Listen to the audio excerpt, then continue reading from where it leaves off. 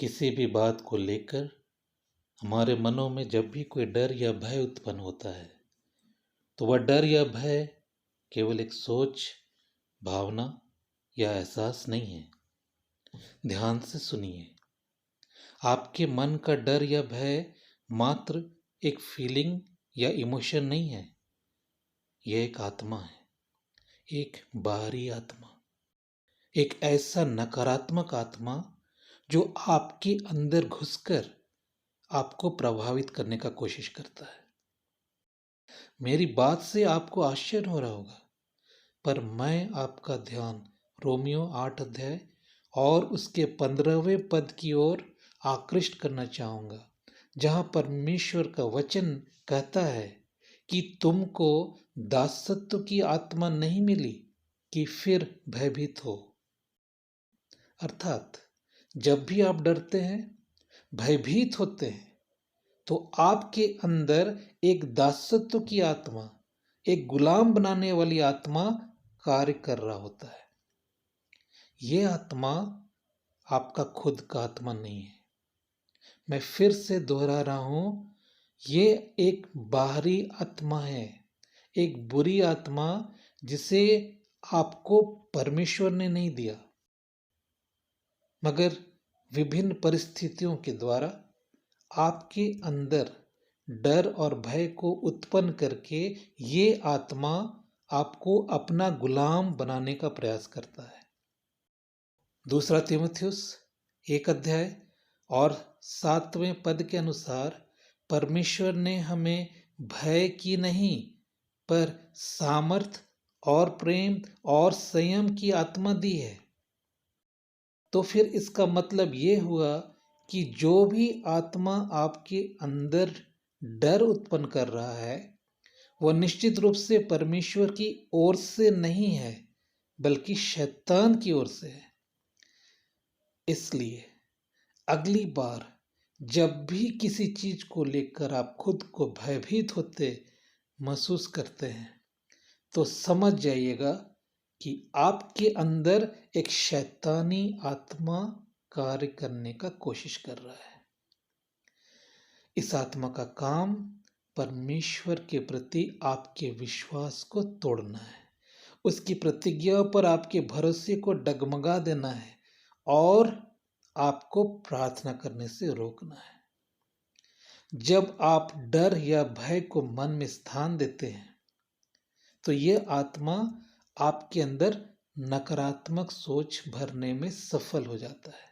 और अगर आप सावधान नहीं हुए तथा समय पर नहीं चेते, तो धीरे धीरे यह आपको बुरी तरह जकड़ कर अपना गुलाम बना डालता है।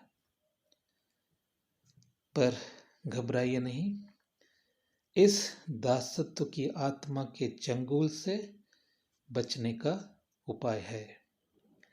गलातियों 5 अध्याय और उसका पहला पद कहता है कि मसीह ने स्वतंत्रता के लिए हमें स्वतंत्र किया है।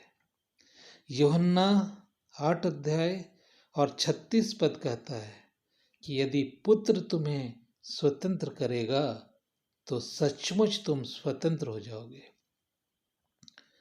इन वचनों से यह स्पष्ट है कि परमेश्वर हमें हर तरह के डर और भय से मुक्त करके एक आनंददायक जीवन जीते हुए देखना चाहता है।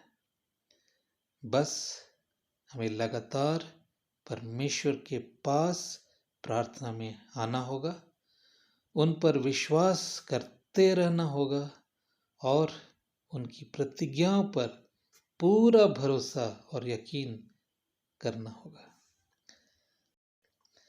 अगर आप ऐसा करेंगे तो देखेंगे कि आपके अंदर से सारा डर और भय दूर होता चला जा रहा है। परमेश्वर इस वचन पर आशीष दे। आइए हम लोग प्रार्थना करें। प्रेमी स्वर्गीय पिता, प्रभु यीशु के नाम में आपके चरणों में आते हैं, धन्यवाद देते हैं कि प्रभु आपकी ये इच्छा नहीं कि हम डर या भय का जीवन जिए। आज हम प्रार्थना करते हैं उन सारे लोगों के लिए जो ऐसी परिस्थितियों में जी रहे हैं जिसके कारण वो भय और डर से ग्रसित है। हमारी प्रार्थना है प्रभु, उनकी सारी समस्याओं का समाधान करें, उनके हर एक डर और भय को दूर करें, ताकि वो आपको धन्यवाद दे सके और आपकी महिमा कर सके।